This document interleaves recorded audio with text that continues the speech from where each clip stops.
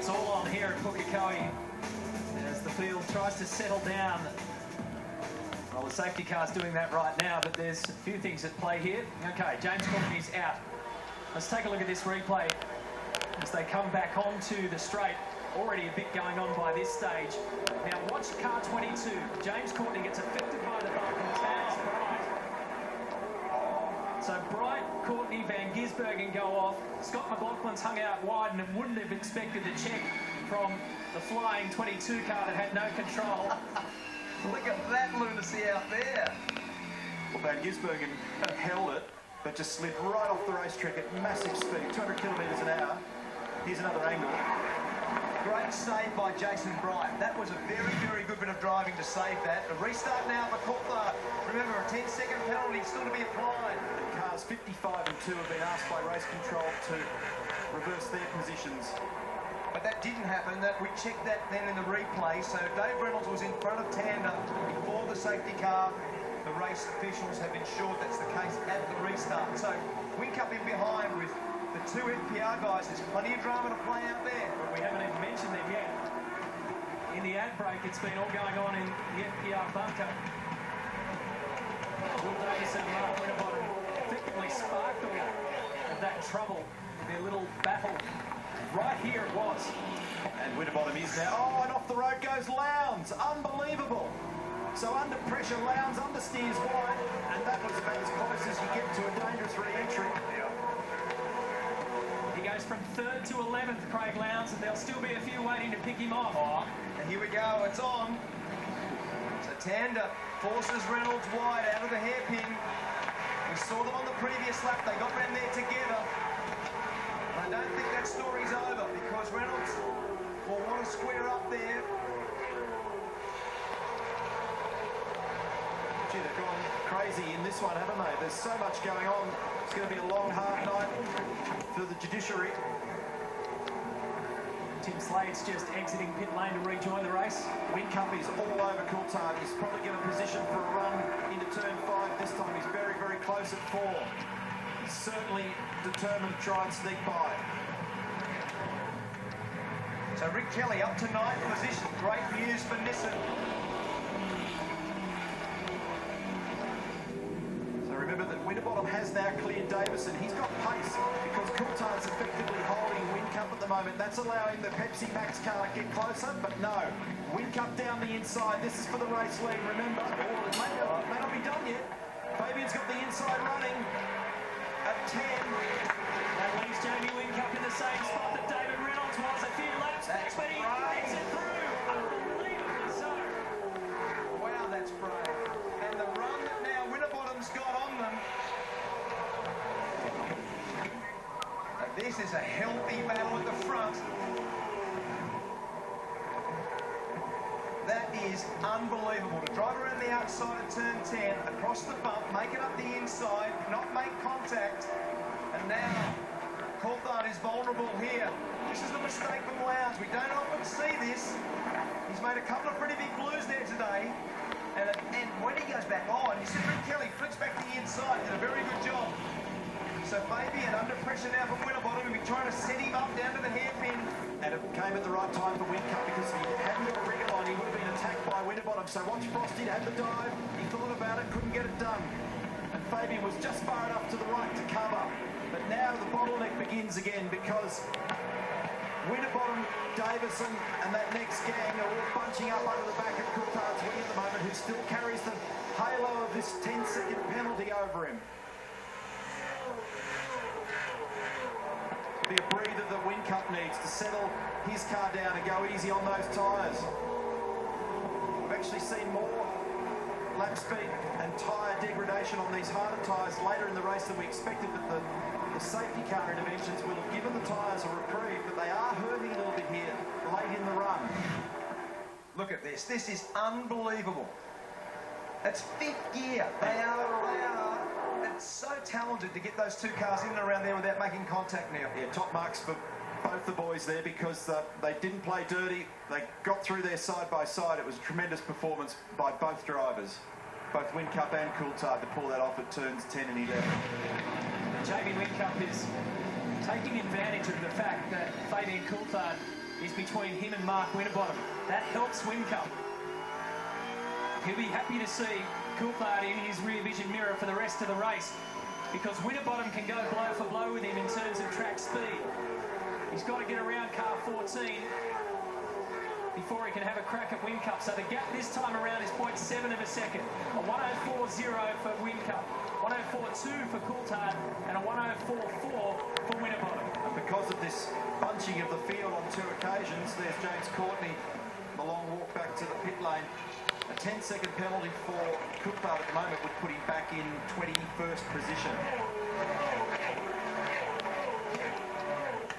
So, can you believe it? Whincup, last year's series champion, hasn't won a race this year. Finally gets by and got a little bit of clear air now to Coulthard, who's got that 10-second penalty, as we said. So, Winterbottom is your effective man in second place from Davison, Tander, Reynolds, Brightbeck, Gisberg and Kelly, Prema, top 10. And Russell on the inside of Craig Lowndes. Alex Davison tried to go with him, but David Wall was onto that one. Lowndes may hold this position here. This is so brave. oh. Lowndes is struggling, isn't he? And these 2 guys on screen are 2 of the 5 drivers that have been here for all of the championship races. Plus, in the case of Russell Ingall, he was also here in '96, the exhibition race when 12 of the cars were brought over here. So they know what it's like to race here. The whole side-by-side act at the last 2 corners. Disastrous consequences then if Davison fired down the inside of Wall there. Foster's just going to get a better run onto the back straight because he's not close enough at the braking area for turn 5. Comes out of there nice, out of 6. You see that elevation on the road and the way that the guys use every little bit of road there. He almost again had a little look. Dave Reynolds now right up in behind Tander. Actually missed the gear change out of the hairpin there, and he's vulnerable now to Jason Bright. And despite Coulthard going back in the pack when the official results are published, this is a vital test session for them. What they will be concerned about Brad Jones Racing, the Lockwood car, is the fact that they don't have the race pace at Whincup. So this is a vital test session for them to understand where they're at competitively. Clearly, Red Bull Racing Australia and Pepsi Max Sport Performance Racing have made steps with both their cars in these recent races. They're now starting to match these guys that got away from them early in the year. That's exactly right. So that would now position Fabian in 14th, just in front of Russell Ingall. The gap back to Russell Ingall is 10.58 seconds. So at the moment, he would be relegated further back down the field, as we just said. So this is a pretty good battle because, just as you said before, Winterbottom with a good dive, and he turns it in early, had locked the rear brakes, but he got in and around there. Fabian's going to bat on with it. Again, we've said about this, he's just breathed out of the throttle. That's a smart move. You don't need to get involved in driving around the outside if you don't have to. A nice position change there for Winterbottom. He had a big check up there. Yeah. Fabian had to really recover that slide right in the middle of that corner and see the margin he lost. It actually put him right back in touch with Will. So with 7 laps remaining, now we get to see exactly what Mark Winterbottom has to offer in terms of reeling in Jamie Whincup, who's 1.7 seconds clear. James Courtney just walking back to garage, mate, just from where we were watching, that was wild. Yeah, I didn't know what happened up front, but something happened coming out of the last corner, so they all bunched up and went down the inside behind Shane, and Bridie just come carving across the back of him, and I couldn't disappear. So we touched, and in the end, I think I'm the one that came off worst. So it's disappointing. The car was better in the second race than what we had in the first one. So let's see what happens. Good luck tomorrow, mate. Cheers. It's a very good point James Courtney made there. Now, normally it's pretty incriminating if you run into the back of another car at that point. But he was down there. Jason Bright, we've spoken about visibility before. Jason Bright wouldn't have known he was there, so he did turn in on him. You can't hang the car off skyhooks. He's actually going to put it somewhere. Yeah. And then in the end, they make contact. So no one wants to make contact going that fast.